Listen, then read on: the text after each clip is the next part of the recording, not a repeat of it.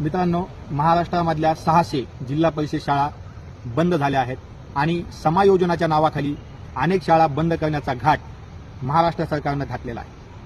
सरकार म्हणते की या शाळा चालवण्यासाठी आमच्याकडे पैसे नाही आहे. महाराष्ट्रामध्ये सरकारी दवाखान्याची अवस्था अत्यंत वाईट आहे. सरकार म्हणत आहे की आमच्याकडे दवाखाने चालवण्यासाठी पैसे नाही आहे.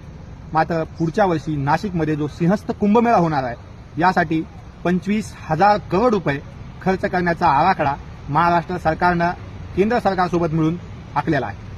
दुसरा की शक्तीपीठ महामार्ग हा जो आहे याच्यावर या मार्गाची कुणाचीही शेतकऱ्यांची मागणी नसताना, महाराष्ट्रातील जनतेची मागणी नसताना 85,000 करोड रुपये खर्च करण्याचा सरकारचा आराखडा आहे. मात्र तिथेच शिक्षणावर आणि आरोग्यावर खर्च करण्यासाठी सरकारकडे पैसे नाहीत. ही किती दुर्दैवी बाब आहे.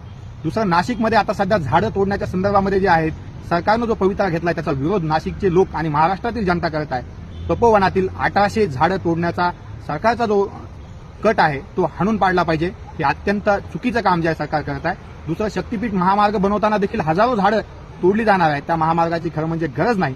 सरकारनं सरकारी पैशाचा अपव्यय न करता, धार्मिक कार्यावर ते खर्च न करता, जिल्हा परिषद शाळा असतील, त्या ठिकाणी सरकारी दवाखाने असतील, ते चांगले करण्यासाठी तो पैसे खर्च केले पाहिजेत.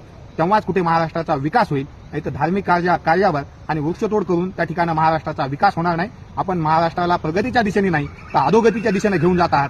त्यामुळे सरकारनं योग्य कामावरच पैसे खर्च केले पाहिजेत. धन्यवाद.